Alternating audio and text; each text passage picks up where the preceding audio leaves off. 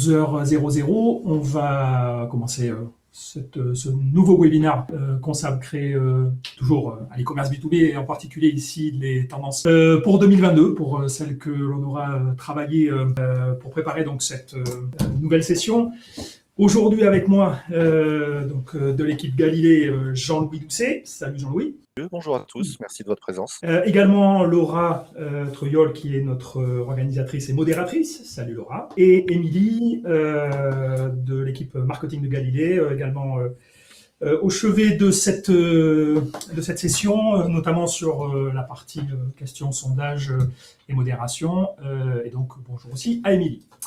Rapidement pour démarrer, une petite introduction sur Galilée. Vous rappelez pour ceux qui ne connaissent pas encore qui nous sommes et ce que l'on fait. Donc on est une société spécialisée dans la transformation digitale de ce qu'on appelle l'entreprise communicante, celle qui a une relation prégnante au marketing et à la com, et qui donc va dans ce registre devoir investir cette fameuse transformation digitale sur ce périmètre marketing et com pour pouvoir appréhender tout le champ des possibles de ce que les outils d'aujourd'hui et des problématiques de l'époque induisent pour pouvoir embrasser de manière pleine et entière les nouvelles possibilités, mais comme on va le voir largement aussi aujourd'hui, quelque part les impératifs pour pouvoir complètement développer son entreprise et sa stratégie Marcom. Alors, on va se consacrer donc aujourd'hui aux tendances e-commerce sur la partie B2B en particulier, parce que c'est quand même notre focus à Galilée, pour ce qui nous paraît être déterminant pour appréhender cette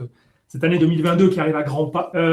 Et donc, on va en particulier se concentrer sur un certain nombre de points qu'on a estimé être ceux qui nous permettaient de pouvoir dérouler un programme à la fois instructif et intéressant. On espère que ça vous plaira pour le coup. Avec donc, après l'introduction, deux approches qu'on a souhaité développer, celle relative à justement à la manière dont, du point de vue de l'acheteur, ces tendances ont vocation à s'affirmer, et évidemment en miroir celle du vendeur qui, sur les bases de ce qu'on va appréhender comme attentes de l'acheteur, a vocation à développer justement ce qui va lui permettre de pouvoir satisfaire les besoins de l'acheteur. Et puis on va appréhender également deux registres en termes de tendances sur un plan stratégique et techno. Par ailleurs, donc comme c'est mentionné en bas, on vous invite pendant tout ce webinaire, alors d'une part, à être attentif sur la petite fenêtre sur le côté, aux sondages et aux questions qu'on va vous poser pendant le webinaire et qui nous permettent de pouvoir d'autant cueillir votre opinion sur les différents sujets qu'on va vous soumettre. Et par ailleurs, comme on voulait aussi que ça soit le plus interactif possible, dès lors qu'on va appréhender des concepts ou des sujets qui vous questionnent, posez vos questions, puis on s'emploiera avec Jean-Louis à y répondre de la manière la plus directe. Allez, on commence avec le premier des enseignements de cette année en particulier, concernant l'e-commerce B2B et cette croissance continue, encore donc plus 11% du business du B2B qui bascule donc en e-commerce. Alors à savoir que, donnée importante, l'e-commerce B2B, donc celui qui régit les échanges entre entreprises, est de loin le plus gros des registres dans ce domaine, puisqu'il est 4 fois plus gros, par exemple, 4 fois plus important que celui du B2C. En tant qu'usage domestique, on a plutôt des habitudes dans le B2C, mais c'est évidemment le B2B qui est en valeur le plus important. Il représente plus de 9 500 milliards dans le monde et 763 milliards, c'est très précis, mais plus de 760 milliards en France. Inutile de dire que dans ce registre, le panier moyen est évidemment bien supérieur à ceux qu'on peut observer dans le B2B. Autre considération importante, le fait que le e-commerce va donc représenter 17% du chiffre d'affaires global. Donc on a une croissance continue et un transfert de plus en plus important de ce qui préside en termes d'échanges entre entreprises, selon des moyens traditionnels par rapport aux moyens digitaux qui, on le verra largement en suivant, sont de plus en plus plébiscités. D'autant évidemment l'époque que nous vivons et toutes les contraintes fixées par les conditions sanitaires, avec tout ce qu'elles ont pu induire comme restrictions en termes de pratiques habituelles, capacité à avoir ses clients, pour les forces de vente, être en situation de visiter leur clientèle et faire leur travail comme d'habitude, c'est-à-dire prendre des ordres. Évidemment, là, les cartes sont largement rebattues dans ce domaine. Et alors, autre considération particulièrement intéressante c'est qu'aujourd'hui, 73% des décisions d'achat, elles sont prises par des millennials. Donc, des gens qui sont nés après les années 80, c'est ça? Je ne dis pas de bêtises. C'est ça. Inutile de dire que, évidemment, les considérations et les habitudes changent considérablement avec la génération qui est aujourd'hui aux affaires.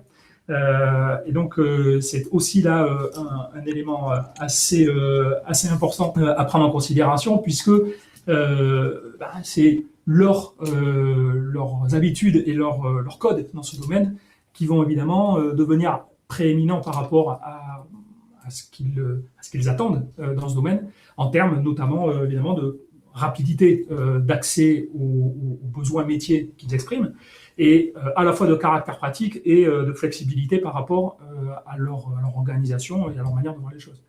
À savoir quand même qu'aujourd'hui, c'est des aspects statistiques qu'on ne maîtrise pas nécessairement, mais donc ces millennials, ils représentent 50% des salariés, et plus de 20% sont en poste de décision. Plus de 20% des postes de décision sont occupés par des millennials. Donc on a une vraie évolution générationnelle dans ce domaine qui doit également participer à la compréhension de des orientations dans lesquelles il faut verser. Autre considération intéressante dans cette petite introduction avec un certain nombre d'éléments statistiques, c'est que, évidemment, je l'évoquais il y a un instant, la crise sanitaire a fortement impacté ce domaine particulier de la relation commerciale entre entreprises, considérant que plus de 34% des clients ont adopté l'e-commerce B2B comme pratique courante, à l'enseigne que donc pour 2/3 d'entre eux, c'est aujourd'hui un canal qui est considéré comme acquis au sens ils ne reviendront pas en arrière.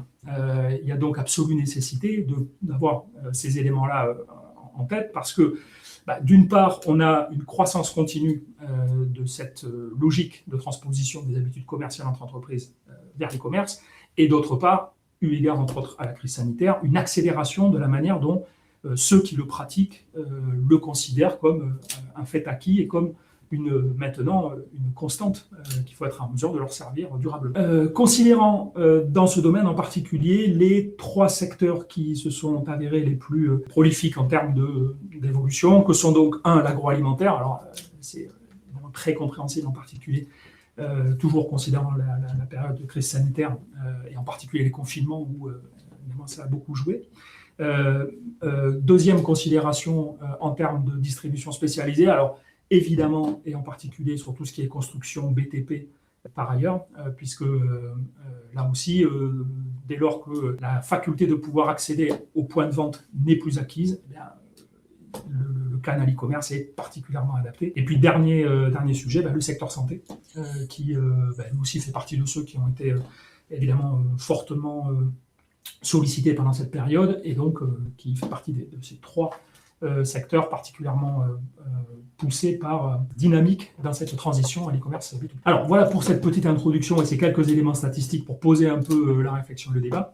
Et donc on va se projeter maintenant sur ce que j'évoquais en introduction, à savoir la prise de point de vue, en commençant par celui de l'acheteur, et en particulier le fait que alors, pour autant que le prix reste toujours un facteur prépondérant dans l'acte de décision, on bascule pour les autres critères dans 2 registres évidemment extrêmement importants lorsque, en tant qu'entreprise, je cherche à approvisionner mes stocks ou je cherche à approvisionner ma capacité à distribuer mon offre, avec 2 registres déterminants que sont la disponibilité du produit en stock et les garanties sur les livraisons. Alors, notamment si on s'en remet au domaine qu'on a évoqué il y a un instant comme étant les plus prolifiques dans le domaine, dans la période, évidemment, si dans tout ce qui a trait à la construction BTP, la faculté de savoir que je vais bien avoir en stock les matières dont j'ai besoin pour servir mon chantier est conditionnelle de l'endroit où je vais commander finalement. Et ensuite, la garantie sur les livraisons qui me sont accessibles est là aussi découle d'une vision tout à fait logique.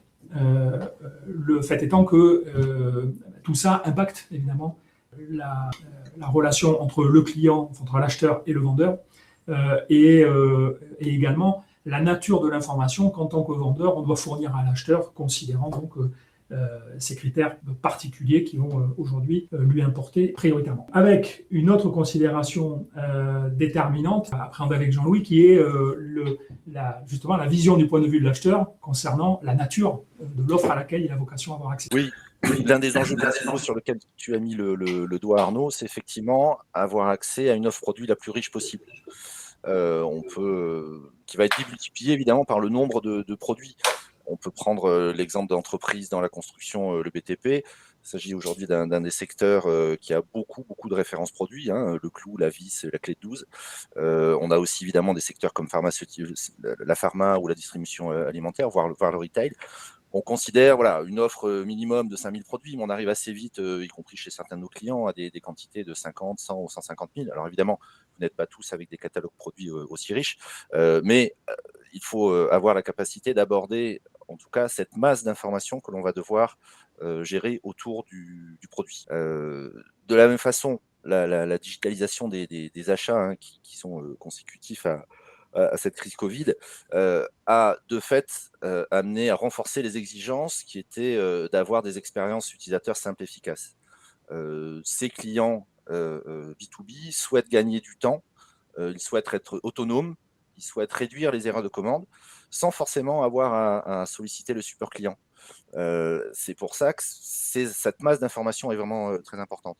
Et dans les analyses qu'on a pu constater, hein, c'est un des critères de choix. Globalement, 40% des clients e-commerce, quelles que soient les catégories de produits. On a pu analyser aussi que globalement, 30 à 35% des acheteurs dans les grandes entreprises ou les ETI indiquent que la facilité de passer la commande en ligne est aujourd'hui beaucoup plus importante pour eux que le choix d'un fournisseur. Hein, c'est-à-dire que gagner du temps, aller vite à l'essentiel, je peux vite commander mon produit, même s'il y a une petite différence de tarif entre le fournisseur 1 ou 2, devient quelque chose d'important, ce qui redistribue un peu les cartes. Hein. Souvent, sur le web, on dit c'est le prix qui prime. Non, pas que. Donc, ça permet de mettre en place aussi des critères de différenciation. J'ajoute qu'on observe dans de plus en plus de cas d'appel d'offres le fait que dans l'appel d'offres donc d'une entreprise ou d'une organisation qui veut acheter auprès d'autres entreprises, les fonctionnalités de la plateforme que l'entreprise a proposée ou les exigences en termes de process commande et autres sont de plus en plus affirmées. Et on est de plus en plus confronté à certains de nos clients qui nous disent pour répondre à cet appel d'offres, on nous demande telle et telle et telle fonctionnalité. Donc c'est particulièrement prégnant, et notamment un domaine particulier qui est celui, lorsqu'on a une offre aussi large, de cet autre élément et évolution entre recherche et navigation. Oui, tout à fait, parce qu'on l'a évoqué tout à l'heure, on a dit que les utilisateurs d'e-commerce B2B étaient de plus en plus des milléniums, mais pas que, hein, nous sommes encore présents. Et donc, ces interfaces d'e-commerce traditionnelles, tout le monde a acheté en partant de Google ou sur Amazon ou sur on est encore plus dans le cas du B2B, non pas dans une logique de navigation, je me balade sur un site et je vais faire un achat de cœur en disant tiens super, cette couverture elle est chouette. Non, c'est plutôt je suis très focalisé sur ce que je veux acheter. Donc c'est plus un acte de recherche. On considère que c'est plus un acte de recherche qu'un acte de navigation, de sélection et d'achat. Donc c'est plus une commande d'un produit que simplement un achat, encore une fois issu d'une navigation comme on pourrait le faire sur n'importe quel des sites e-commerce. Donc la première notion qui est très importante par rapport à ça, c'est qu'évidemment, il faut que tous les attributs, les caractéristiques du produit soient précisément définis, parce qu'ils vont eux-mêmes devenir des critères de recherche, des critères de filtrage, des critères de tri. De la même façon qu'aujourd'hui, crise Covid accentue, les déplacements comptoirs se font de moins en moins. Donc l'acheteur, il veut pouvoir disposer directement sur son terminal d'achat, qu'il soit mobile ou fixe, on en reparlera tout à l'heure, de l'information produit qui soit la plus complète, et surtout la plus à jour possible. Parce qu'évidemment, la fiche descriptive du produit va lui permettre de le choisir, mais on peut aussi avoir un deuxième niveau d'information qui va être la documentation technique. On retrouve de plus en plus des modes d'emploi. Bah oui, comment cette pièce, elle se monte sur tel élément, donc de la vidéo, des contenus riches, parfois des fiches de certification. On le voit dans certains marchés ou avec certains interlocuteurs, que ce soit l'armée ou l'administration, on a besoin d'avoir un certain nombre de documents supplémentaires. Et puis évidemment, toute cette masse d'informations, il faut absolument pouvoir y accéder lorsque j'en ai besoin. Et c'est souvent lorsque je suis en déplacement. Je suis sur un chantier, je suis sur un dossier particulier, et c'est depuis mon mobile que je vais en avoir besoin. Et dans ce sens-là, c'est des comportements de pro, justement. C'est-à-dire qu'un pro, il ne va pas se balader sur un site. Aussi bien, il connaît la référence pour laquelle il veut faire cette recherche. Et ce qu'il doit taper, justement, c'est la ref. Il ne va pas aller dans des catégories, sous-catégories pour aller quelque part. Il est sur son chantier, comme le disait Jean-Louis, où il est en situation de travail et paf, il va opérer sa recherche. Donc, il y a une évolution dans ce domaine qui est assez notable par rapport à la façon dont on va, y compris, concevoir ces solutions, ces plateformes e-commerce, pour pouvoir justement adresser ce type d'évolution. On y reviendra tout à l'heure. C'est ça. Alors, de la même façon, puisque la relation comptoir n'existe plus, c'est pas pour ça qu'il faut complètement la supprimer. Donc, il faut mettre en place tous les points de contact possibles pour que votre client puisse quand même avoir une relation, un client-vendeur, qui soit directement accessible depuis, alors évidemment, son site ou son mobile. Donc, on cite évidemment les chats, mais il y a évidemment les formulaires de contact, les emails de service, les avis vérifiés pour une réassurance client assez classique, le téléphone, les chatbots, alors qu'on va mettre un peu en comparaison avec le chat. Mais ce qui est important, c'est vraiment de diversifier ces points de contact et qu'ils existent. Hein, c'est très important que l'on puisse remplacer quand même une partie du contact comptoir que l'on pouvait avoir. Alors les chatbots, vous le verrez à droite à gauche, c'est souvent une énorme tendance que l'on cite dans le commerce B2B, mais je souris un peu parce qu'on a tous eu à un moment ou un autre une expérience un peu kafkaïenne, digne de Brésil, quand on rentre dans ces... et Arnaud en a subi une très dernièrement avec un opérateur téléphonique historique en France, où bon voilà, au bout d'un moment, ça en devient risible. Donc les chatbots, pourquoi pas, mais essentiellement dans une logique de pré-spécification, hein, c'est-à-dire de pré-qualification, c'est-à-dire de ne pas mettre forcément vos opérateurs directement en contact. On ait un petit chatbot qui permet de trier et très rapidement d'orienter vers un contact, le rappel téléphonique, la mise en ligne, avec de plus en plus d'outils qui vous permettent même de transformer votre site comme un élément de captation de support. Les utilitaires aujourd'hui existent, on peut capturer la vidéo de ce que je suis en train de faire parce que j'ai un problème lorsque je suis en train de faire ma commande, ou au contraire de pouvoir poser vraiment des questions très précises sur le besoin qui m'intéresse. Voilà, tout ça, après cette offre riche et les capacités de pouvoir joindre les vendeurs, tu voulais peut-être préciser quelque chose avant que nous passions à l'univers justement du vendeur. Oui, c'est le fait que ce qu'on évoque ici comme diversification de points de contact s'ajoute aux points de contact historiques, on va dire. La relation physique, bon, la crise sanitaire, elle commence, on va dire, à passer, puisqu'on a potentiellement en pleine 5e vague. Enfin bon, on va dire qu'on l'apprivoise un peu. Donc il y a tous les relations humaines sont quand même reprennent en présentiel une certaine normalité. Mais ce qui est déterminant, c'est que ce que tu dis tout à l'heure, c'est-à-dire que un acheteur soit toujours en situation d'avoir la capacité d'entrer en contact avec son vendeur. C'est ça qui est déterminant. Et la combinaison entre les moyens traditionnels, entre guillemets, se voir, se passer un coup de fil et se servir par le digital permettent d'enrichir considérablement cette logique-là. Donc c'est ça qui est à viser. Alors, on vient de voir un certain nombre de points qui ont trait à point de vue de cet acheteur. Et en miroir, je le disais tout à l'heure, on s'est projeté sur réfléchir du point de vue de l'acheteur, du vendeur, pardon, quelles étaient justement les tendances qu'il fallait intégrer et vers lesquelles il fallait se projeter. On s'est, dans ce domaine-là, appesanti sur la réflexion sur quels étaient les bénéfices finalement qu'on pouvait attendre d'une stratégie e-commerce B2B, au premier rang desquels la notion globalement de modernisation de la production de son chiffre d'affaires. C'est-à-dire, si on considère le schéma classique qui est j'ai une relation commerciale qui me permet ponctuellement de formaliser une affaire, là l'idée c'est de pouvoir étendre par ce biais-là les opportunités que je vais avoir de pouvoir accroître la quantité d'affaires que je fais et la facilité avec lesquelles elles ont vocation à se faire. Alors, par essence, ça va concerner la diversité des outils, j'y reviendrai un peu après, qui vont nous permettre d'interagir avec nos clients, favoriser l'interaction client-vendeur, mais également le fait que la commande ne soit plus assujettie qu'à un type de processus. Ça n'est plus uniquement le fait d'avoir un commercial en ligne qui permet de formaliser une commande. Je peux, en tant qu'acheteur, aller sur mon compte, visualiser une commande précédente, la renouveler et ainsi favoriser de nouvelles ventes et une production accrue de mon chiffre d'affaires. Deuxième considération, c'est la transformation de l'organisation commerciale. Ça, c'est un domaine sur lequel on revient chaque fois qu'on produit, qu'on travaille sur ces sujets-là. c'est la complémentarité entre le digital et le commerce. Il existe encore tout un tas de cas de figure où il y a une espèce d'opposition intrinsèque entre la stratégie commerciale, je veux dire traditionnelle, les forces de vente traditionnelles, et les initiatives commerciales tendant à digitaliser le processus e-commerce, ce qui est une erreur fondamentale.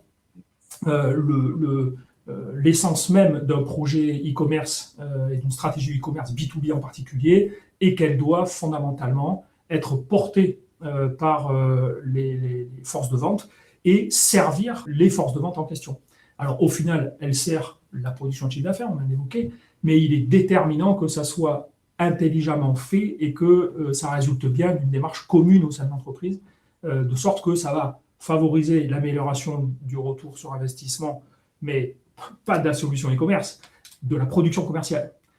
Puisque ce faisant, on va avoir la faculté de réduire le coût du process commercial sans se passer évidemment de ces ressources commerciales, mais en étoffant leur capacité à pouvoir vendre, ce qui est évidemment la clé. Troisième considération, c'est le fait qu'à partir du moment où on dispose d'une plateforme de ce type, eh ben, on va avoir la faculté d'utiliser tous les moyens digitaux pour développer sa visibilité et sa manière de pratiquer la prospection et le développement commercial. Et ça, c'est absolument déterminant parce que là aussi, on constate trop souvent une décorrélation entre alors, je mets en œuvre des démarches e-commerce B2B et puis je me comporte un peu comme si, ayant ouvert un magasin en race campagne, j'imaginais que subitement des clients allaient arriver spontanément. Et ça marche pas. Et si on le transpose dans un schéma physique, tout le monde en conviendra, ouvrez un commerce n'importe où et ne le dites pas, ne communiquez pas dessus, il y a peu de chances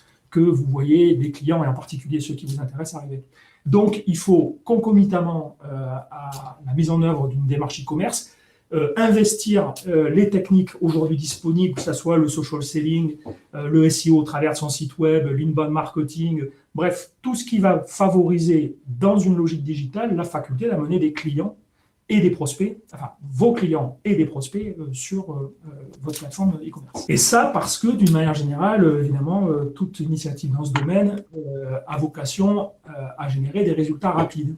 Et alors ça, c'est un autre élément qu'on soumet à votre sagacité, c'est que dans une démarche de ce type, les premiers acheteurs que vous devez pouvoir avoir sur une plateforme, c'est vos clients.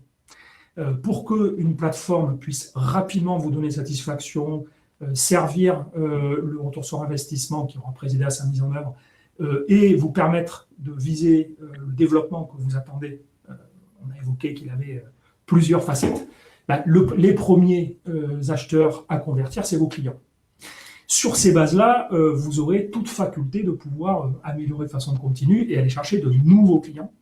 Donc ça, s'inscrivant, alors on va ici réappeler les préceptes et les enseignements de l'agilité dans le fait de pratiquer ce type d'initiative de façon itérative. On ne cherche pas le grand soir du jour au lendemain, on le fait de manière progressive et en se disant que évidemment, on va avoir la faculté de pouvoir, dans une logique d'amélioration continue, on va venir dans un instant, pouvoir faire évoluer sa solution au gré de ce que l'on va appréhender comme nécessité de pouvoir répondre aux besoins de métier. Parce que c'est évidemment fondamentalement ce qui va intéresser les clients, les acheteurs dans une démarche de ce type. C'est que, comme on l'a déjà évoqué sur certains registres, eh bien, on va satisfaire leurs problématiques du quotidien pour simplifier ce qui, dans ce quotidien, relève de devoir s'approvisionner, chercher de l'information, etc. Et donc, on a là encore des stats qui sont assez édifiantes dans le domaine. C'est que 3/4 aujourd'hui des acheteurs, ils initient leur démarche d'abord en recherchant de l'info.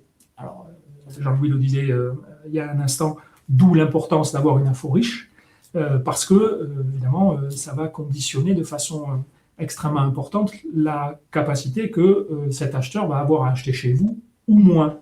Et par rapport à ce qu'on a évoqué il y a un instant, c'est-à-dire être par ailleurs présent d'un point de vue visibilité dans la sphère digitale, évidemment, la recherche, il ne va pas la faire dans les pages web. Il va plutôt la faire sur un moteur de recherche. Donc, nécessité là encore d'être présent de façon pertinente, on l'évoquera aussi plus largement. Avec donc ces considérations, c'est que ce qu'il va falloir viser, c'est donc l'amélioration continue de ce que l'on propose à ses clients et la capacité de pouvoir s'adapter à ce qu'ils attendent finalement et à la faculté qu'on va avoir à pouvoir être précis et adossé à leurs problématiques telles qu'évoquées sur les attentes de l'entreprise. Les cycles d'achat, avec ce que ça induit en termes par exemple de processus, de workflow, de prise de commande, la considération qu'il y a une diversité d'interlocuteurs, la faculté évidemment à mettre à disposition des tarifs qui résultent de ceux qui ont été négociés, c'est-à-dire que quand j'arrive à une information, le prix c'est le bon, celui qui me permet de passer ma commande sans avoir à complexifier mon process d'achat en appelant quelqu'un pour lui dire « Ok, j'ai vu le prix tarif, c'est quoi mon prix à moi ?» Et puis les aspects formation que là aussi on a évoqué. Alors, autre considération dans ce domaine, c'est justement l'évolution des pratiques et la manière d'appréhender ces pratiques. Alors là, je vais re-solliciter Jean-Louis sur le sujet. Oui, parce que là, on aborde un peu l'aspect gestion de projet. On était sur justement l'évolution des pratiques de la clientèle et la façon dont il fallait les prendre en considération pour améliorer de façon constante l'adéquation entre les attentes de cette clientèle et les initiatives qu'on prenait pour eux, notamment évidemment dans l'aspect e-commerce B2B. Alors, je disais un instant, comme le conseil, c'est de se concentrer d'abord sur ses clients parce qu'ils seront les meilleurs conseils et les meilleurs pourvoyeurs d'informations sur la pertinence de la solution, sa faculté à coller aux attentes de cette même clientèle, évaluer leur comportement et voir avec eux ce qui, d'une manière générale, peut apparaître comme un irritant et à partir de là, être en situation de proposer des axes d'amélioration qui vont permettre de lever ces objections ou ces contraintes et améliorer de façon constante sa solution. Ce, dans une logique, là encore agile, au sens, il vaut mieux faire de façon itérative et régulière que viser des grands jalons ou des grandes révolutions. Donc, il vaut mieux régulièrement, sur la base de cette recherche, de cette concertation avec ses clients et de cette recherche d'amélioration, mettre en œuvre des petites améliorations de façon très fréquente, plutôt que imaginer qu'encore une fois des grands soirs soit l'objectif. Autre considération dans ce domaine, c'est évidemment celle relative aux freins que l'on peut s'imaginer, et en particulier, on a souvent ce retour, c'est ce que l'on a comme ressenti par rapport aux comparaisons qu'on s'applique toujours avec les géants de l'e-commerce. J'imagine mettre en œuvre une démarche dans ce type et je me dis, mais quand je vois Amazon, quand je vois Alibaba, quand je vois Cdiscount, etc., comment je vais exister? Alors, première réflexion dans ce domaine, c'est que en tout état de cause, il y a dans le B2B une nécessité parce que il n'est pas ici question que d'un effet de mode sur la manière de vendre. Il est fondamentalement question, comme on l'a évoqué jusque-là, d'évoluer dans le sens de ce que, typiquement, des acheteurs appellent de leur vœu. Deuxième considération dans cette relation avec ces géants de l'e-commerce, c'est que eux sont par contre, à aujourd'hui, d'une manière générale, essentiellement dans une démarche B2C. Et donc, ils auront évidemment une capacité extrêmement réduite, par exemple, à s'adapter à un workflow particulier, à une typologie d'offres, à évidemment les aspects tarifaires ou remisés, la faculté à pouvoir compléter l'accès à une plateforme par la proximité qui, lorsqu'on parle d'une problématique métier particulière, va souvent être importante. J'ai besoin d'acheter des outils, quel que soit mon métier, que ce soit dans la santé, quand on parle du bâtiment, etc., à pouvoir appeler quelqu'un et me faire vérifier que mon intuition est la bonne, que ce que j'ai compris était bien, etc. Et que, fondamentalement, c'est également, il faut voir ces initiatives comme celles relevant d'un canal complémentaire à votre action. Ça n'est pas, encore une fois, une révolution qui va supplanter tout ce que vous faisiez jusque-là, c'est un canal supplémentaire qui va s'ajouter à votre démarche. Donc, de ce point de vue-là, on en vient à l'injonction où vous devez le faire, mais qui prend tout son sens. dans la mesure où elle s'inscrit dans ce qu'on évoquait en préambule, à savoir cette logique d'une transformation digitale que chaque entreprise doit pratiquer d'une manière ou d'une autre, et en particulier dans la digitalisation de ses process de vente, comme on les aborde ici. Alors, autre registre que l'on souhaitait appréhender, c'était de fait quelles étaient les évolutions technologiques ou dans ce domaine les possibilités nouvelles qui méritaient d'être citées, en relation évidemment avec tout ce qu'on a évoqué jusque-là, et au premier rang desquels la faculté donc, de gérer des grandes quantités d'informations de produits. Alors, des grandes quantités de produits, ça dépend des métiers des uns et des autres, hein, et la notion de grande quantité peut varier d'un métier à l'autre. Dans certains métiers, 2, 3, 5 000, c'est déjà beaucoup. Dans d'autres, j'en le disais tout à l'heure, on peut être à 150, 200 000 références. Donc, la notion de quantité varie. En revanche, ce qui est sûr, c'est qu'il faut être en mesure de pouvoir gérer des grandes quantités d'informations produits, puisqu'il faut, comme on l'a évoqué tout à l'heure, avoir une offre produit la plus exhaustive possible à destination donc, de ses clients. Et donc, lorsqu'on va comme ça avoir une inflation de la quantité de produits qu'on va vouloir commercialiser, il va falloir étoffer sa solution, les moyens techniques qu'on va mettre en œuvre, en intégrant par exemple des moteurs de recherche comme Elasticsearch qui vont étendre les facultés typiquement d'une plateforme e-commerce qui n'est pas destinée à la base à gérer des centaines de milliers de quoi que ce soit, pour pouvoir justement suppléer cette solution e-commerce quelle qu'elle soit, qui elle va apporter toutes les fonctionnalités propres au fait de pouvoir accéder à des produits et à tout ce qui relève d'un processus de commande, et le moteur de recherche, lui, permettant d'offrir tout ce qui a trait au fait de vouloir justement gérer une grande quantité d'informations. D'autant que ces informations, elles sont de nature diverse. On va considérer à la fois donc celles qui vont provenir de son ERP, puisque l'ERP est évidemment une des composantes, voire la composante immuable de tout système d'information entreprise. On peut avoir en fonction de ces métiers des considérations logistiques. On évoquait tout à l'heure l'importance de l'information sur les stocks, la disponibilité, etc.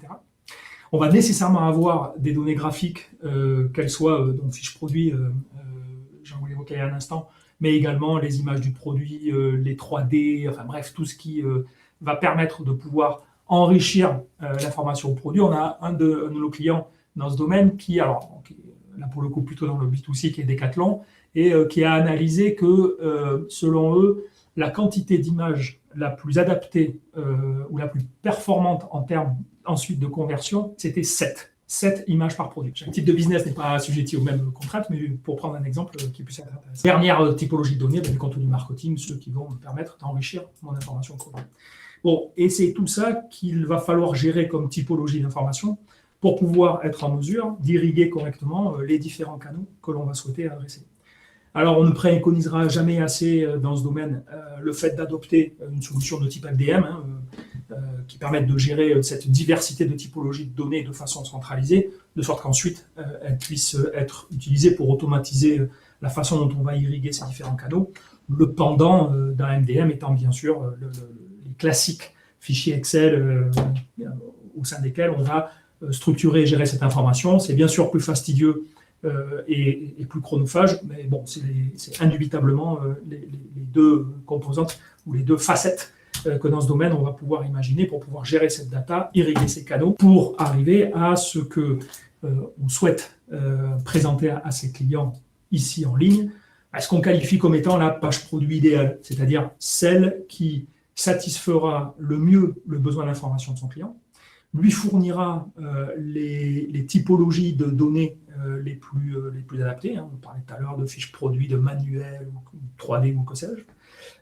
Et à partir de là, permettra aussi, du fait de la façon dont elle est structurée, pouvoir être la plus utile d'un point de vue visibilité et SEO. En clair, on a tout à l'heure abordé la manière dont on avait vocation à servir la recherche de nouveaux clients et sa visibilité d'un point de vue digital. La structure de son information produit et la façon dont, de fait, on va la rendre cherchable est directement conditionnelle de l'efficacité qu'on va pouvoir rechercher dans ce domaine en particulier du SEO. Ouais, ce que tu as évoqué aujourd'hui, et je te fais la transition sur la suivante, c'est qu'en fait aujourd'hui, l'ERP, qui est quand même le cœur de vos systèmes d'information, hein, a en fait assez peu d'informations au sens marketing. Et même la structuration de l'information, ne serait-ce que les catégories, on en reparlera je crois tout à l'heure, les catégories que vous pouvez avoir aujourd'hui et la structuration de votre gamme produit n'est pas forcément une structuration marketing. Donc un des maîtres mots, c'est de dire où va se trouver cette information produit. On a vu qu'il fallait fabriquer la page produit idéale pour pouvoir accéder à l'information, la rechercher, et ainsi de suite. Mais en fait, comment on va la constituer de façon partir de l'ERP? Donc les questions sont en fait comment je vais pouvoir constituer ce référentiel produit le plus renseigné possible et puis le plus à jour possible évidemment. Comment le structurer dans une logique marketing et non plus simplement comptable, entre guillemets. Les catégories, ce que je citais, courant d'avoir énormément de catégories de premier niveau dans un ERP, alors que si on sait que sur un terminal de commande, enfin un site web, déjà 10 menus en haut dans un ça va être compliqué. Et puis surtout, d'où vont provenir ces données? On a celle dans le RP, très bien, on a une référence, un point, un prix, peut-être un titre, mais le texte court, le texte long, en plusieurs langues parfois, toutes ces informations-là, comment on va pouvoir les enrichir et comment on va pouvoir les faire vivre dans le temps? Alors, est-ce que c'est dans le RP? Certains sont prévus pour, bon, c'est pas pour nous l'outil idéal. Est-ce que c'est une saisie interne? Est-ce que c'est une saisie fournisseur? Et c'est là où ça va nous permettre de basculer sur ce format d'échange de données, puisque qui dit récupération de données du fournisseur dit format d'échange de données. Et là, depuis le temps, le PDF est devenu le format un peu standard d'échange de données dans le print. Sur l'information, Excel n'est qu'un outil. Il va falloir quand même structurer. Et là, on a accès à un certain nombre de formats et d'organismes qui ont travaillé à cette formalisation. Tu veux rajouter quelque chose, Arnaud, avant que je continue? Non, j'en prie. Très bien. Donc, le format, alors un tout petit peu d'histoire sans rentrer dans trop d'archéologie, mais enfin, historiquement parlant, c'est le format GS1, voilà, hein, qui était l'ancien GenCode, qui a été créé essentiellement pour gérer la chaîne d'approvisionnement. Pourquoi? Tout simplement en créant un code unique, hein, l'image de notre numéro de sécu, il est unique, code produit unique qui était accessible évidemment par un code barre, l'UPC sur le marché américain, ou l'EN, le N8, le N13 en Europe. Et partant de ce postulat, si chaque produit dispose d'un code unique qui permet de l'identifier, alors il est relativement simple de relier cette référence unique avec toute une masse d'informations, aussi bien commerciales, logistiques que réglementaires. Donc c'est sur cette base-là que ces formats ont été édités. Alors il y en a plusieurs. En France, c'est globalement le FAB10 qui se pose pas mal en référence pour tout ce qui est métier appro bâtiment, hein, le bricolage, négoce. Mais il y a d'autres standards comme Edoni ou d'autres sous-standards qui se focalisent sur un aspect particulier de cette information, comme le standard ETIM par exemple, qui est beaucoup plus sur la caractérisation des données riches pour les produits plutôt électriques et génie climatique. Donc ces formats sont un moyen de structurer l'information, mais ils ne se fabriquent évidemment pas tout seuls, et ils vont permettre de faciliter les échanges entre les acteurs de la distrib et les fournisseurs. Et bien pour ça, on met un échange, on est sûr de parler la même langue et de parler dans la même structure. Mais cette standardisation ne suffit pas parce qu'elle ne fabrique pour autant pas la donnée et sa qualité. Hein, c'est bien d'avoir un fichier Excel ou un fichier CSV, peu importe, avec les bonnes colonnes. C'est encore mieux d'avoir les bonnes infos au bon endroit. Disons que c'est un préalable. On commence par se faciliter la vie en termes de réflexion sur comment structurer la donnée pour arriver à ce qu'on évoquait tout à l'heure en termes de page produit idéale. Ces formats permettent d'avoir une réponse à cette question. Et après, comme tu le disais, il va falloir nourrir maintenant son modèle de données avec celle dont on a besoin pour vendre. Et là, il y a d'une part donc, la relation entre les fabricants, ceux qui ont vocation à la base être à l'origine de cette donnée et à la fournir dans un format normé.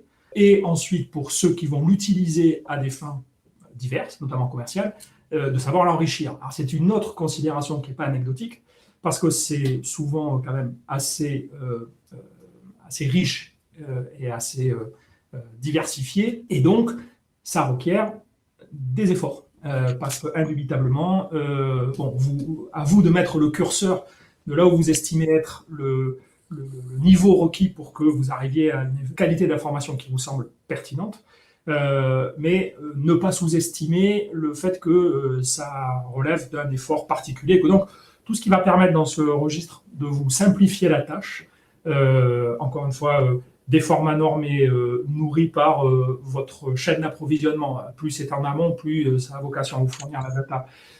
Et de l'autre côté, une organisation qui permette de pouvoir rationnellement enrichir cette data pour arriver à ce dont vous avez besoin sur votre environnement e-commerce est une des clés d'une bonne manière d'appréhender la gestion de l'information produit. Alors, autre considération dans ces tendances, et là qui est bien dans l'époque, la syndication. Oui, parce que là, on vient d'évoquer le fait de capter de l'information en provenance de différentes sources, de la positionner dans un référentiel unique, on va appeler le MDM, qui nous semble être une étape très importante dans la mise en place d'un e-commerce. Mais ensuite, le site e-commerce est une de vos sources, une de vos canaux de distribution. Et la tendance aujourd'hui, c'est de multiplier aussi cette multicanalité de diffusion de votre source d'info. Alors, parfois uniquement dans une logique de communication, hein, que ce soit sur les réseaux sociaux, mais aussi dans une logique de vente. Donc, de dire aujourd'hui, j'ai une source unique d'information qui est très bien structurée et je vais pouvoir la syndicaliser, c'est-à-dire la diffuser vers de multi-usages et de multi-canaux. Alors, Amazon, Google, Facebook, les différentes marketplaces qui existent, il faut le ramener évidemment avec ce qu'on évoquait plus en avant, c'est-à-dire votre stratégie commerciale. Tout le monde ne va pas se mettre à vendre des tournevis sur Facebook, mais ça fait partie de la stratégie de multiplier ces sources, des magasins en marque blanche, les marketplaces. Vous pourrez voir sur notre site et sur Webikeo un séminaire que nous avons fait à cette occasion-là. C'est aussi une des grosses tendances de l'e-commerce B2B. Hein, un regroupement pour pouvoir adresser de façon plus globale un certain nombre de prospects, de clients. Donc le préalable à la syndication, c'est un peu un de nos chevals de bataille, hein, c'est quand même cette amélioration et la consolidation de l'information produit. Puisque si on revient à quelques années, la seule canal avant même que l'e-commerce existait, c'était le catalogue papier. Bon, mais aujourd'hui, on a le catalogue papier, on a un ou plusieurs sites e-commerce. Tout à l'heure, on faisait l'opposition entre B2B et B2C. Mais en fait, certains d'entre vous peuvent aussi faire les deux. Vous avez un canal B2B, mais vous avez aussi le canal B2C, qui donc vont amener des spécificités. Évidemment, des prix différents, mais peut-être des informations différentes, privées d'un côté, un peu plus public de l'autre, et vice-versa. Voilà, donc toute cette partie-là, le maître mot, c'est construire une information produit de qualité et adaptée surtout aux usages que vous allez en faire. Alors, ce qui, de toute manière, relève du point de départ, hein, puisque le point de départ, c'est disposer de la donnée requise pour nourrir votre plateforme e-commerce B2B, donc avoir une logique de formatage de l'information à destination de votre environnement e-commerce B2B, ce qui revient à être en mesure de faire un autre formatage pour d'autres canaux, tels ceux que Jean-Louis a évoqués. Pour en revenir sur les marketplaces, c'est une autre tendance extrêmement lourde. Alors, c'est pour les 5 ans à venir, mais qui aujourd'hui apparaît comme étant vraisemblablement l'un des canaux qui va le plus se développer dans les années qui viennent. Donc, la nécessité d'être en mesure de pouvoir irriguer des marketplaces, on parle bien de marketplaces professionnels, hein, mais la nécessité d'avoir une information produit d'une qualité et d'une structure suffisante qui vous permette de pouvoir irriguer une diversité de marketplaces pro doit être vraiment une considération que vous ayez à l'esprit. Alors, autre registre de l'époque, évidemment, le mobile. Voilà, alors on va accélérer peut-être un peu parce que je vois qu'il nous reste 10 minutes, mais effectivement, la tendance mobile et surtout dans le B2B, elle est très importante, même si elle ne représente encore un segment assez petit, enfin assez petit, 30%, ça reste. Donc ça génère beaucoup de croissance, ça génère beaucoup de trafic, mais ça ne transforme pas encore assez. Peut-être parce qu'aujourd'hui, là aussi, il ne suffit pas d'avoir une vue responsive de son site web. Il y a plein d'informations quand je suis en déplacement, j'ai pas besoin. Je veux aller essentiellement à l'information qui m'intéresse. On en revient à tout ce qu'on a évoqué tout à l'heure, des interfaces de recherche qui sont très précises, des interfaces qui sont rapides, et puis avoir accès à l'information très spécifique. Encore une fois, je cherche une info, je commande une pièce qui manque parce que je suis sur un chantier, je vérifie l'état de la livraison, mais je ne cherche pas un flux de validation ou la réalisation d'un devis compliqué sur mobile et j'attendrai d'être revenu au bureau pour faire ça dans la voiture. Ça reste quand même compliqué. Donc ça me permet aussi de refaire une autre transition avec les fonctionnalités qu'on a évoquées tout à l'heure. La recherche, elle est primordiale. Et donc dans les solutions qu'on est en train de mettre en place, nous sommes en train de lancer ce qu'on a appelé nous l'instant search, qui va effectivement permettre sur les solutions e-commerce B2B que nous mettons en place de pouvoir accéder à ces recherches de type instantané. Donc très rapidement, on a fait une vidéo en quelques minutes hier pour vérifier. Voilà, une recherche, on va dire classique sur un Magento aujourd'hui sur une recherche. Voilà, bon, ça reste accessible, mais vous voyez bien qu'il y a quand même un temps de latence qui nous permet de visualiser les produits. Autre cas vu sur le web, mano à mano à ne plus présenter. Donc là, vous voyez bien qu'à chaque fois qu'on va taper une lettre, le résultat va être vraiment instantané. L'affichage de cette page peut être différent, nous permet d'arriver dans une catégorie, et là, on va retrouver ce qu'on appelle les facettes, les tris et les éléments qui vont nous permettre de filtrer notre élément de recherche, notre recherche initiale pour accéder à ce qui nous intéresse. Un troisième exemple qui est intéressant parce que c'est un exemple qui a été, alors il arrive, parce qu'il a été fait à moitié d'une certaine façon. C'est-à-dire que là, vous voyez, l'interface de résultat de recherche instantanée, elle est effectivement extrêmement rapide. À chaque fois que je tape une lettre, vous voyez que la page se rafraîchit. Mais par contre, une implémentation intermédiaire, on va dire, puisque lorsqu'on va repartir sur la fiche catégorie, bah là, à ce moment-là, on va repartir dans des temps de recherche qui sont assez classiques si on ne met pas en place un module, puisque là, on est dans une architecture un peu monolithique, un aller-retour avec le serveur. Je fais une recherche, le serveur me renvoie l'information. Et puis, celui qui nous semblait aujourd'hui, voilà, des choses très intéressantes, avec en plus la notion de big menu. Hein, vous voyez, vous avez un menu qui est riche, qui n'est pas simplement des listings. Le fait à chaque fois, là aussi, de taper une lettre m'amène un résultat qui va être différent. Et donc ça s'appuie sur des technologies avec le moteur aujourd'hui de recherche utilisé par tout le monde, qui s'appelle Elasticsearch, et avec des composants React, c'est le nom de la librairie technique, qui permet d'avoir des front office comme ça qui sont extrêmement réactifs, sans avoir à faire des échanges de pages, mais juste des échanges de l'information qui va être redessinée dans la page. Évidemment, à votre disposition pour aborder un peu plus techniquement ces aspects-là. Voilà, donc là, ce qu'il faut retenir, c'est un moteur de recherche performant, Elasticsearch, une interface dynamique, React ou autre, et d'autres technologies, c'est celle que nous avons suivie, qui est intégrée dans les solutions d'e-commerce B2B que nous mettons en place. Alors, pour conclure, avant de passer aux questions, parce que comme tu disais, leur fil, attirer l'attention pour ceux qui sont concernés par une technologie comme Magento et qui seraient encore à Magento 1. Alors, on recense encore des milliers de sites e-commerce en Magento 1. Donc, il y a là des nécessités assez importantes de se mettre à la page et à tout du moins de mettre en œuvre les projets de migration parce que ça va devenir de plus en plus crucial à votre Oui, alors, disposition. juste pour préciser pourquoi, hein, tout simplement parce que le support de la version 1 de Magento est arrêté par Adobe, donc la version 1 n'est plus supportée. Donc, si elle n'est plus supportée, il n'y a plus de mise à jour de sécurité. Donc, ça fait potentiellement des trous de sécurité. Et à ce moment-là, les organismes bancaires et tout ce qui nécessite d'être ce qu'on appelle certifié PCI DSS ne le certifient plus. Et donc, vous n'êtes pas à l'abri, certains d'entre vous l'ont peut-être déjà eu, des alertes de votre banque qui vous disent, avec une deadline, à partir de telle date, nous serons au regret de ne plus vous permettre d'accepter des paiements sécurisés sur vos sites web. Hein, donc, c'est pas Magento en tant que tel, c'est vraiment le support et tout ce qu'il y a autour. Et puis, l'organisme carte bleue et les banques qui disent ce n'est plus certifié, ce n'est plus sécurisé, donc plus certifié, donc vous ne pouvez plus l'utiliser. Donc ça, c'était le petit coin alerte.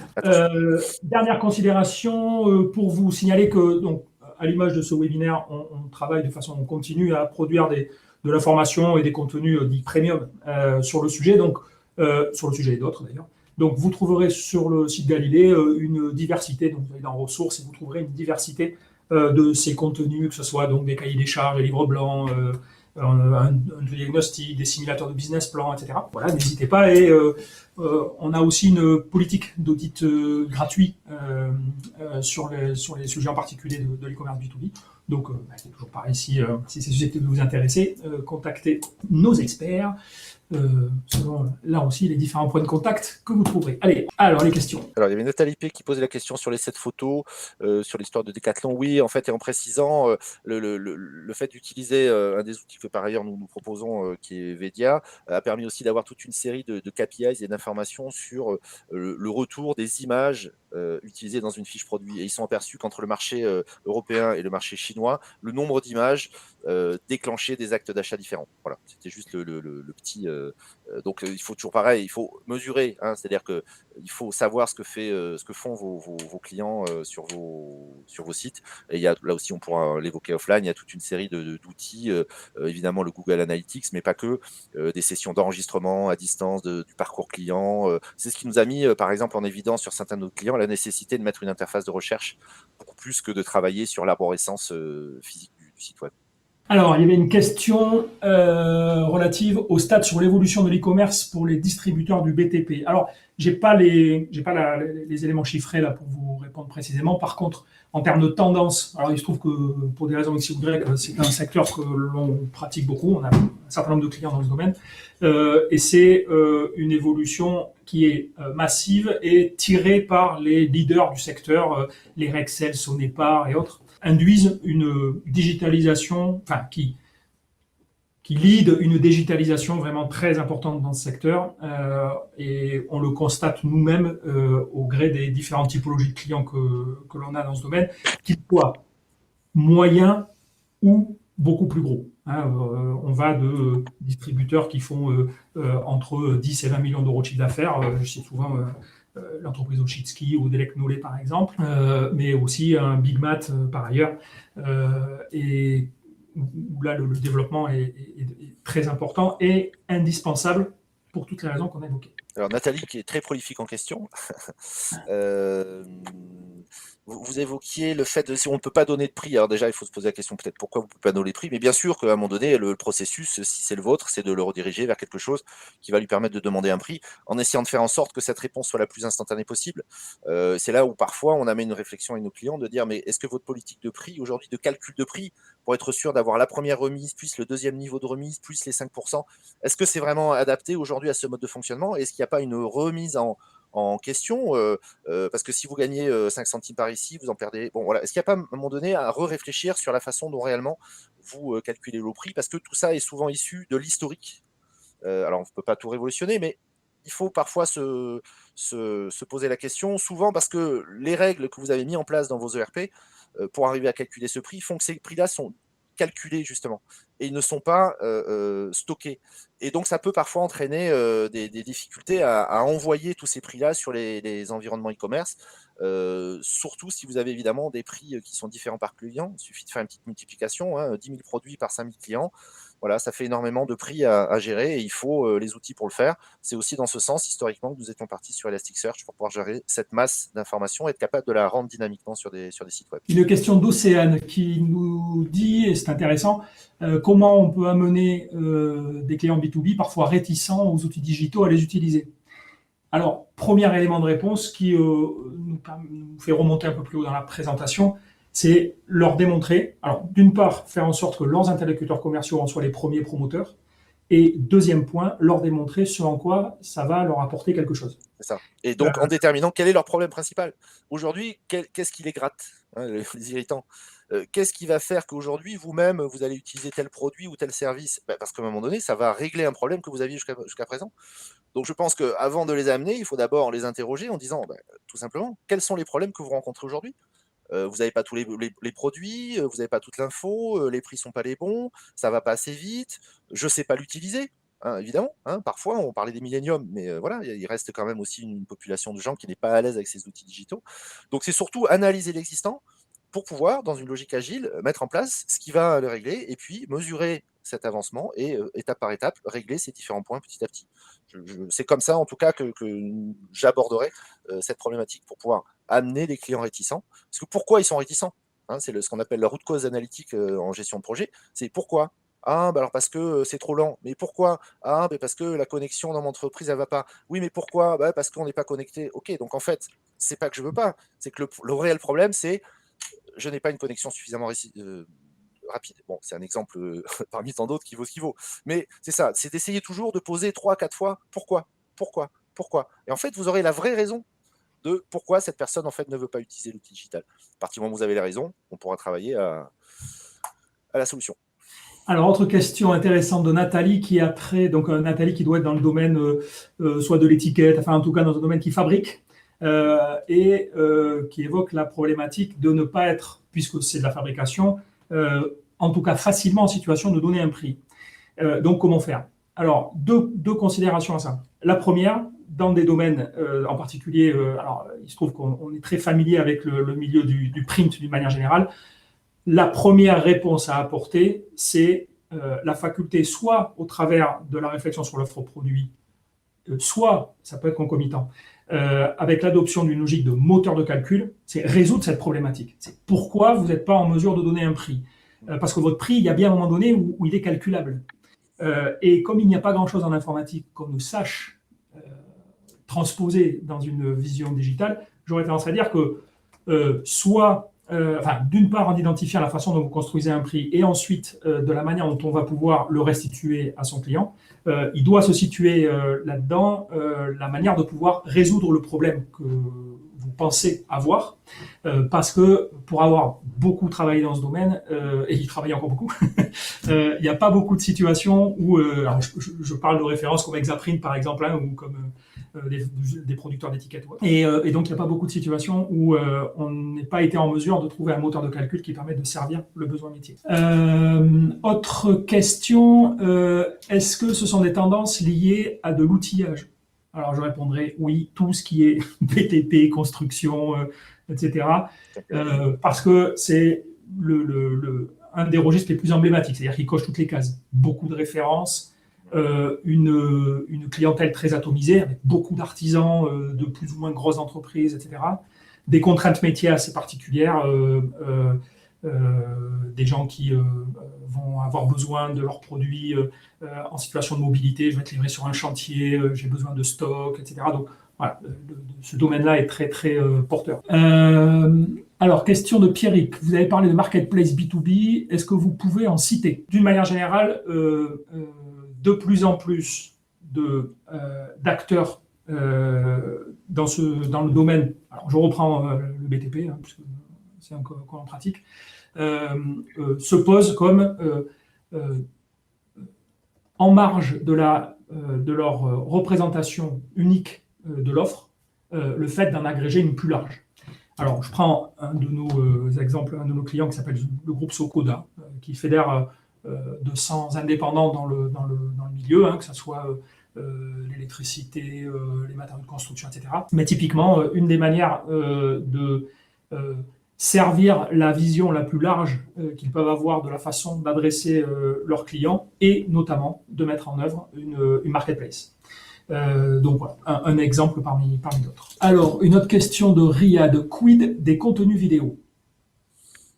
Un petit peu problème. Voilà, mais très pertinent, hein, parce que la vidéo est un des contenus les plus attractifs aujourd'hui. C'est-à-dire ceux qui suscitent le plus de conversion au sens social selling du terme, donc vente transposée dans les outils digitaux. Ce qui permet que, à partir du moment où un prospect a consommé ce contenu, il va d'une manière ou d'une autre rentrer en contact avec vous ou vous laisser suffisamment d'informations pour pouvoir le relancer, pour pouvoir le contacter. Donc la vidéo. Sur la vidéo, la seule chose à prendre en compte, c'est évidemment le poids, le débit, la diffusion. Donc, ça veut dire mettre en place ce qu'il faut tout simplement pour que ces vidéos puissent être correctement servies si vous appuyez beaucoup sur les vidéos, à la fois pour vendre, mais aussi pour renseigner. Donc, ça veut dire un DAM, ça veut dire des réseaux de diffusion, des CDN ou des outils qui combinent les deux pour pouvoir tout simplement bien les gérer. Et c'est à ça que ça va servir aussi le MDM. Hein. Ça dépend des architectures qu'on va mettre en place. Soit c'est un intégré, soit c'est des couples PIM DAM qui, au final, produisent quand même le DAM. Donc là, toute une série de solutions existent. Ce n'est pas un problème en tant que tel aujourd'hui, la vidéo. Au contraire. Alors, autre question, est-ce que la centralisation des besoins du client peut aider à l'image de factures, suivi de commandes, contacts commerciaux, etc.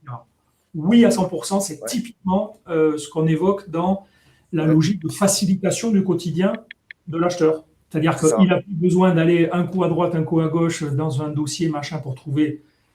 Il va sur son compte, et sur son compte, il a tout. Ses commandes, son historique d'achat, ses factures, les docs associés à ce qu'il a acheté. Voilà. Donc, c'est souvent la phase 2 qui arrive après que l'environnement e-commerce soit en place, qu'il roule. Et puis, ça fait aussi partie des irritants qu'on avait évoqués tout à l'heure, qui peut devenir du coup un argument en disant utilisez l'outil, regardez, vous n'avez plus besoin d'appeler pour récupérer, la facture, vous avez tout sur la plateforme. Donc, bien sûr, la centralisation de toutes ces informations clients est très importante. Allez, on va prendre deux petites questions pour finir, parce que je vois qu'on a passé l'heure. Une autre question de Nathalie qui disait: faut-il mettre beaucoup de texte sur la page produit? Jean-Louis, qu'est-ce que tu en penses? Alors, il y a deux approches. Il y a l'approche des spécialistes SEO qui vont vous dire, alors on aura autant de réponses que de spécialistes, qu'il y a une quantité connue entre, je vais dire 500 caractères et 1000. Mais après, le B2B, est-ce qu'on a vocation à faire du SEO lorsqu'on fait du B2B? Ça, on en revient à définir vos objectifs. Si c'est un site qui est fermé et qui nécessite un login pour connecter, toute la notion de SEO disparaît complètement. Donc après, j'aurais tendance à dire, c'est une réponse, il faudra mettre la juste quantité. J'aurais tendance à dire, on a évoqué tout à l'heure une piste qui était cette quantité, il faut que vous puissiez la gérer. C'est-à-dire que avoir une fiche produit où il y aurait 10 000 mots et une autre où il y en aurait 500, va vraisemblablement relever d'une dichotomie bizarre. Mais si vous avez 5 000 produits et que vous visez pour ces 5 000 produits d'avoir des pages qui chacune présentent par exemple 500 caractères ou 500 mots, ça fait quand même une quantité de travail qui n'est pas anecdotique. Donc mettons que ça doit aussi contribuer à ce que vous puissiez dimensionner l'effort que vous allez devoir produire et les ressources que vous allez devoir mobiliser pour arriver à un certain résultat. Et là encore, la logique itérative est sans doute la bonne. C'est-à-dire que vous n'arriverez peut-être pas, vous n'avez peut-être pas les ressources ou les moyens de prime abord d'avoir énormément de contenu. Maintenant, toujours pareil, se focaliser sur ce qui est le plus prioritaire au moment où vous le faites. Et puis ensuite, itérer, parce que ça pourra s'étoffer. Oui, et puis il y a texte et texte. C'est-à-dire que, évidemment, moi, ce que je préfère avoir plutôt que d'avoir beaucoup de texte, c'est d'avoir plusieurs champs dans lesquels j'ai des informations à l'unité, parce qu'à partir du moment où cette information elle est découpée, elle devient cherchable, triable. Donc parfois sur des sites B2C, on va avoir un seul descriptif dans lequel on va tout retrouver. On aura à ce moment-là la longueur, le poids, la puissance. Mais en fait, c'est assez peu exploitable parce que du coup, on sera obligé de chercher en full texte et ce ne sera pas forcément utilisable. Donc moi, je suis plutôt partisan d'avoir une fiche descriptive assez basique parce qu'encore une fois, on fait quand même appel à des professionnels. Ils savent ce qu'ils sont en train d'acheter. N'empêche qu'on peut quand même les renseigner. Mais surtout d'avoir une structuration par champ, par attribut qui permettent de dire, ben voilà, moi je cherche par la puissance, oui, j'ai bien l'information puissance, ce qui nous permet aussi de faire des comparatifs. Lorsque je vais avoir deux produits similaires et je vais pouvoir les comparer, ben c'est quand même plus facile d'avoir un tableau avec chacune des caractéristiques que je peux mettre l'une face à l'autre, plutôt que d'avoir un bloc de texte que je vais comparer avec un autre bloc de texte. Voilà. Et puis toujours l'histoire du SEO, est-ce que c'est vraiment important d'avoir beaucoup de contenu? Autant sur du B2C, c'est évidemment important, autant sur du B2B, ce sera peut-être moins important, mais c'est l'information produit plus que du texte qui sera nécessaire de mettre en place. Petit complément de fait avec la question de Corentin qui demande quid des podcasts pour apporter du contenu. Eh bien, le podcast, très bien, mais il faut avoir une certaine notoriété. Parce que par contre, d'un point de vue SEO, le podcast, ça vaut zéro. Donc, si vous avez une certaine notoriété et que vos prises de parole amènent à une audience particulière. Il faut avoir un sujet quand même qui intéresse là, pour faire du podcast. Si c'est la description des perceuses Ryobi, on aura toujours un public, mais n'oublions pas qu'on est quand même sur du B2B. Oui, vous pouvez faire un compte TikTok et montrer comment la perceuse marche bien. La clé, quand même, dans ce domaine, c'est qu'est-ce que vous savez que votre clientèle a vocation à consommer. Si votre clientèle consomme très régulièrement des podcasts et que vous avez la faculté de pouvoir créer des podcasts dont vous savez qu'ils auront une audience certaine, ça fait du sens. Dans la sphère B2B, comme le disait Jean-Louis, c'est quand même en général assez trapu. Donc, il y a des chemins peut-être moins engageants, moins compliqués pour arriver à... Je ne le mettrai pas dans les top priorités de mise en place. Voilà. Allez, dernière question. C'est combien de temps... Une question assez... classique. Voilà, assez classique. Combien de temps faut-il pour déployer un site e-commerce B2B? Eh bien, alors ça va évidemment dépendre de vos ambitions, d'un certain nombre de critères, mais alors je vais directement vous faire un peu de pub, mais il se trouve que dans le domaine, on a conçu notre solution qu'on appelle B2B Commerce sur la base de Magento 2.4, nourri des fonctionnalités qui permettent de servir donc, les problématiques B2B.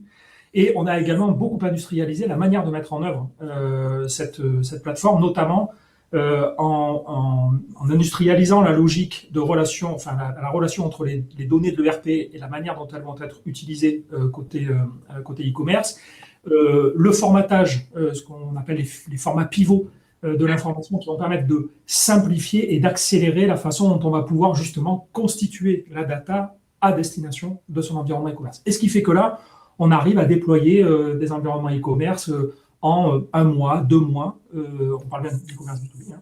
Et alors en particulier quand l'ERP est lui-même à la base adapté à ses usages, hein, en capacité d'exporter la data dont on a besoin, etc. Et donc là, voilà, ça peut aujourd'hui être traité dans des temps relativement courts, puisque, encore une fois, à horizon 1 mois, 2 mois, il y a tout à fait faculté à ce que une solution puisse être mise en œuvre. Voilà, comme il est 12h10 et que j'ai pas de doute que pour certains, il va falloir basculer sur le déjeuner, etc. Il va nous rester à vous remercier pour votre présence et pour votre écoute. Remercier de mon côté l'équipe Galilée, donc Laura, Émilie et Jean-Louis. Voilà. Ouais, je sais pas vous donner rendez-vous donc pour notre prochain webinaire qui devrait se situer quelque part à la rentrée. Toutes nos équipes à votre disposition évidemment pour tout le sujet que vous souhaiteriez creuser dans ce domaine. Et bonne fin de journée et à bientôt. Merci à tous. Au revoir.